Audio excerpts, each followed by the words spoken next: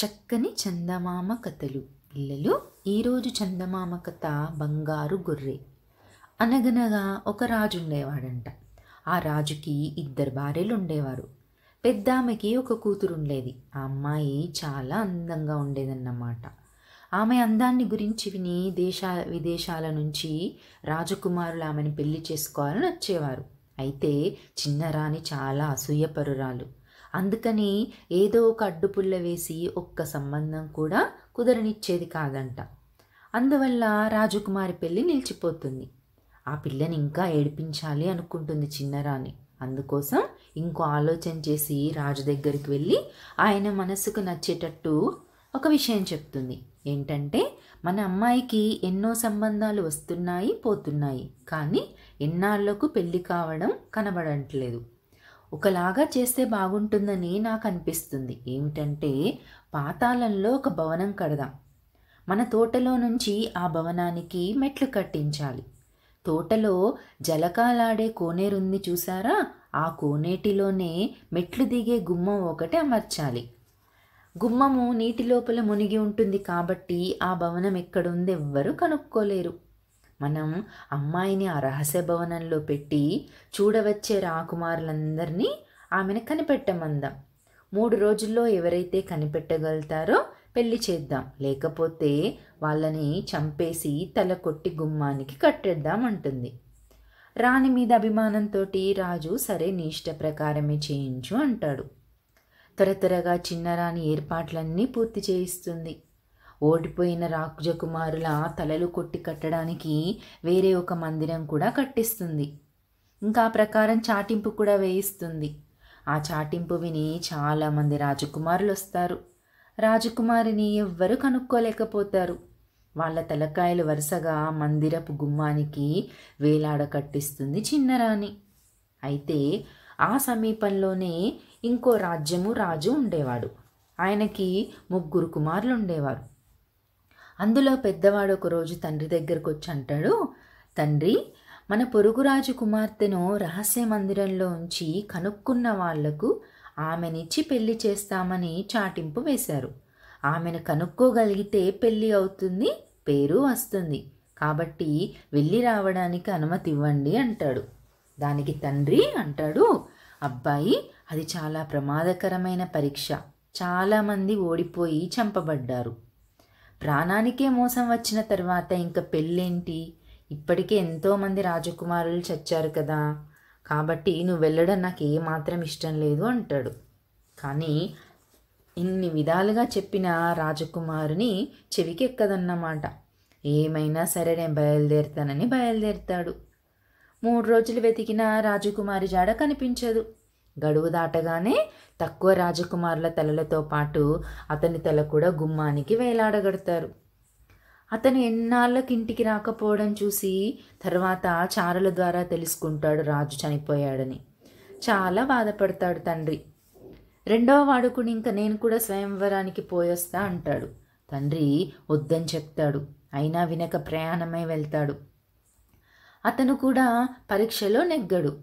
అతను కూడా తల కొట్టి గుమ్మానికి వేలాడదీయబడతాడు. కొన్నాళ్ళు చూసి చిన్నవాడు బయలుదేరుతాడు. కొడుకులిద్దరూ చనిపోయి చాలా దుఃఖంలో బాధలో ఉంటాడు తండ్రి. 3వ వాడు కూడా బయలుదేరేటప్పటికీ చాలా బతిమిలాడతాడు. కానీ చిన్నవాడు చాలా తెలివైనవాడు, యుక్తిపరుడు. వాడు తండ్రికి ధైర్యం చెప్పి బయలుదేరుతాడు. ఏం చేస్తాడంటే, బయలుదేరినప్పుడు దారిలో ఒక పట్టణం దగ్గర ఆగుతాడు. అక్కడ పేరుబడిన ఒక బంగారు పనివాడి వద్దకు వెళ్తాడు. వాడిని చేతికి 2 సంచుల బంగారం ఇస్తాడు. ఇచ్చేయమంటాడంటే, దానితోటి తాను పట్టేటంత ఆకారంలో ఒక అందమైన గొర్రె విగ్రహం చేయమని చెప్తాడు. మర్నాటి ఉదయానికల్లా ఆ బంగారు గొర్రె తయారవుతుంది. అది చూసి చిన్నవాడు చాలా సంతోషించి, ఓయ్ పనివాడా, విగ్రహం చాలా బాగుంది.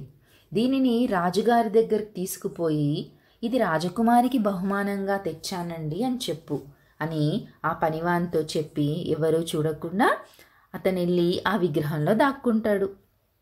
అద్భుతమైన ఆ విగ్రహాన్ని చూసి రాజుగారు చాలా మెచ్చుకుంటాడు. పనివానికి 10,000 వరహాలు ఇస్తారు. రాజాజ్ఞ ప్రకారం ఆ గొర్రెను వెంటనే రాజకుమారి ఉండే రహస్య మందిరానికి తీసుకుపోయి ఒక పెద్ద మేజా పైన పెడతారన్నమాట. ఆ విగ్రహాన్ని చూసి రాజకుమారి చాలా ఆనందిస్తుంది.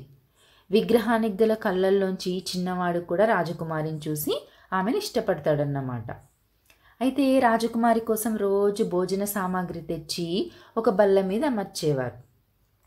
అయితే రాజకుమారి రోజు కొంత వదిలేసేది. చాలా రకాల పదార్థాలు వస్తాయి కదా. అర్ధరాత్రి దాటాక చిన్నవాడు ఆకలి బాగా వేసి విగ్రహంలోంచి బయటకు వచ్చి ఆ మిగిలినవన్నీ తినేసి మళ్ళీ విగ్రహంలో దూరి పడుకునేవాడన్నమాట.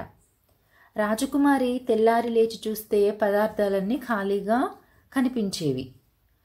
రాజకుమారి ఏంటి ఇలా జరుగుతుంది, నేను రాత్రి వదిలేసినవన్నీ ఏమవుతున్నాయని ఆలోచించేది. ఒకరోజు రాత్రి మేలుకొని ఉండిందన్నమాట. దొంగ దొరికిపోయాడు. అయితే ఆ చిన్నవాణ్ణి చూడగానే రాజకుమారి కూడా ఇష్టపడుతుంది. ఇంకిద్దరు కూడా ఒకరినొకరు ఇష్టపడి వివాహం చేసుకోవాలనుకుంటారు. కానీ మరి ఎలా చేసుకోవాలి, పరీక్ష ఉంది కదా. అందుకని చిన్నవాడు ఏం చేస్తాడంటే ఒక ఉపాయం పన్నుతాడు. అతను చెప్పిన ప్రకారం రాజకుమారి ఏం చేస్తుందంటే గొర్రెకాలు కావాలని ఒకటి విరగ్గొడుతుంది. ఆ విగ్రహాన్ని మరమ్మత్తుకు పంపమని తండ్రికి కబురు పెడుతుంది. విగ్రహాన్ని తీసుకుపోయేటప్పుడు చిన్నవాడు దాని లోపల దూరి బయటకొస్తాడు. ఈసారి బంగారు పనివానితో అంటాడు, విగ్రహానికి కాలు మరమ్మత్తు చేసి ఖాళీగా పంపించు అని. ఇంకిప్పుడు రహస్య మందిరానికి దారి తెలిసిపోయింది చిన్నవాడికి. అంటే గొర్రెతో పాటు బయటకు వచ్చాడు కదా. ఇంకా బయటకు వచ్చినవాడు రాజుగారి దర్శనం దగ్గరికి వెళ్ళంటాడు, మీ అమ్మాయిని పెళ్లి చేసుకుందామని వచ్చాను అంటాడు. మీ అన్నలిద్దరూ కూడా వద్దంటే వినకుండా చనిపోయారు. మీ తండ్రికి ఇంక నువ్వు ఒక్కడివే మిగిలావు. ఈ పరీక్ష ప్రమాదకరమైనది, వద్దు వెళ్ళిపోనాయన అని చెప్తాడు. కానీ చిన్నవాడు వినడన్నమాట. ఏమి తెలియనట్టు అటు ఇటు పచార్లు చేస్తూ తోటలోకి వెళ్తాడు. తోటలోకి వెళ్ళడం చూసి చిన్నరాణి నీడలాగా అతని వెంటే వస్తుందన్నమాట. చిన్నవాడు కొలనొద్దకు వెళ్తాడు. ఆ నీరంతా తీసేయండి, తోడించేయమంటాడు. రాణి ఆపుతుంది, కానీ వీలు కాదు కదా, నీరు తీసేస్తారు. దారం తెరవమంటాడు ఇంక చిన్నవాడు. రాణి తెరవక తప్పింది కాదు. ఇద్దరు మెట్లు దిగుతారు. ఇంకా రహస్య మందిరం ప్రవేశిస్తారనగా, అబ్బాయి ఇక్కడే ఉండు, 5 నిమిషాల్లో వచ్చి నిన్ను తీసుకెళ్తాను అని చెప్పి రాణి లోపలికి వెళ్తుంది. ఏంటంటే రాణి ఇంక ఉపాయం పన్నుతుంది. ఏంటంటే రాజకుమారికి మిగిలిన చెలికత్తెలకు తేడా తెలియకుండా అందరి చేత ఒకే రకమైన దుస్తులు వేయిస్తుంది. ఇంకా చిన్నవాడి వద్దకు వచ్చి అంటుంది, అబ్బాయి ఇందులో రాజకుమారి ఎవరో తెలుసుకోగలిగితే ఆమెను నీకిచ్చి పెళ్లి చేస్తాను, లేకపోతే తల కొట్టి గుమ్మానికి కడతాను అంటుంది. దానికి వీడు సరే అంటాడు. అంటే ఇదివరకే పరిచయం ఉంది కదా, కాబట్టి రాజకుమారి ఎవరో అతనికి తెలుసు. అయినా చిన్నరానికి జవాబు చెప్పడానికి ఏం చేస్తారంటే ఒక యుక్తి పన్నుతాడు. తన వద్ద గొర్రె చేయగా మిగిలిన బంగారు తునకలు ఉంటాయి కదా, వాటిని నేల మీదకి సిరేస్తాడు. చెలికత్తెలందరూ వాటి కోసం వెళ్ళి వేరుకోబోతుంటారు. రాజకుమారి మాత్రం వాటి కోసం ఆశపడక అలా నిల్చొనే ఉంటుంది. చిన్నవాడు ఇంకా రాజకుమారి చేయి పట్టుకుంటాడు. ఇదంతా కనిపెట్టి చూస్తున్న రాజు చిన్నవానికి రాజకుమారికి పూలదండలు వేసి దీవిస్తాడు.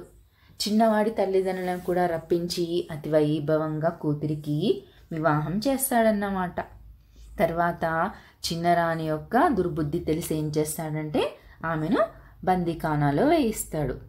పిల్లలు, ఇంతటితోటి కథ కంచికి మనం ఇంటికి. ఈ కథను రాసిన వారు డి నరసింహమూర్తి గారు.